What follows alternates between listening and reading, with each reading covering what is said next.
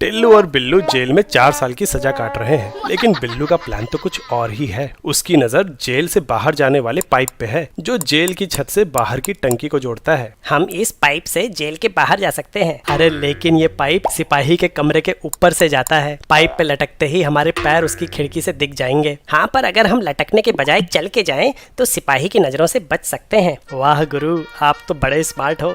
वो तो मैं हूँ, लेकिन पाइप पे चलना काफी मुश्किल है। मैंने कई बार कोशिश की, लेकिन बैलेंस ही नहीं बनता। बॉस, मैं फिजिक्स का इस्तेमाल करके इसका कोई सोल्यूशन निकालता हूँ। अरे हम दोनों फिजिक्स में गोल हैं। पहले भी फिजिक्स ने हमें धोखा दिया है। इस बार मैं किताब पढ़ के अच्छे से प्लान बनाऊंगा। रात भर किताब पढ़ी तो समझ आया कि पाइप पे बैलेंस बनाने के लिए रोटेशनल इनर्शिया का कॉन्सेप्ट काम आएगा। जब हम पाइप पे बैलेंस्ड होते हैं तो हमारा सेंटर ऑफ मास इसके ठीक ऊपर होता है, लेकिन थोड़ा सा बैलेंस बिगड़ते ही ये पाइप के बगल में आ जाता है। अब ग्रेविटेशनल फोर्स की वजह से हमारे ऊपर एक टॉर्क लगने लगता है। ये टॉर्क एक डीस्टेबलाइजिंग टॉर्क है, मतलब कि टॉर्क एंगल को बढ़ाएगा, और अब बढ़े हुए एंगल की वजह से टॉर्क बढ़ेगा। फिर ये बढ़ा हुआ टॉर्क एंगल को और ज्यादा बढ़ाएगा, और इन दोनों के बढ़ते बढ़ते हम नीचे गिर जाएंगे। लेकिन हम कितनी जल्दी नीचे गिरेंगे ये हमारे मोमेंट ऑफ इनर्शिया पे निर्भर करता है, और moment of inertia rotational axis से मास की दूरी पे। वैसे मोमेंट ऑफ इनर्शिया केवल सेंटर ऑफ मास की दूरी पे डिपेंड नहीं करता, बल्कि पूरे मास के डिस्ट्रीब्यूशन पे डिपेंड करता है।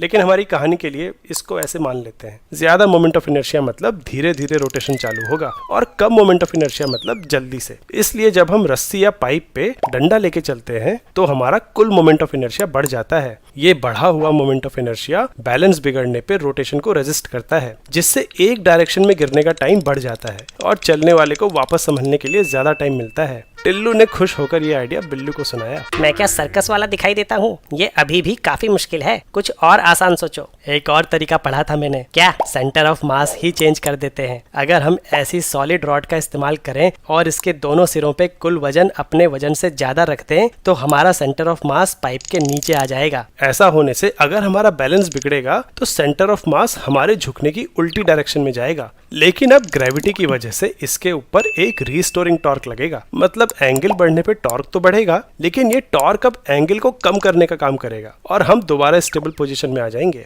हाँ, ये तरीका बेस्ट लग रहा है। आइडिया तो ठीक है, लेकिन सॉलिड रॉड कहाँ से लाएं? ये रस्सी और डंडा जो छुपा के रखे थे कब काम आएंगे? सेंटर ऑफ मास तो इनसे भी नीचे आ जाएगा। बिल्लू ने डंडा पकड़ा और पाइप पे चल दिया, लेकिन थोड़ी दूर जाते ही बिल्लू का बैलेंस बिगड़ गया। लेकिन रीस्टोरिंग टॉर्क लगने के बजाय डिस्टेबलाइजिंग टॉर्क लग गया। अहम मौके पे उसने पाइप पकड़ लिया और गिरने से बच गया, लेकिन लटकते ही वो सिपाही को दिख गया। तू तो बोल रहा था ये काम करेगा। टिल्लू के रस्सी वाले तरीके ने काम क्यों नहीं किया, और ये इस मेटल रॉड वाले सेटअप से कैसे अलग है? कमेंट्स में बताओ।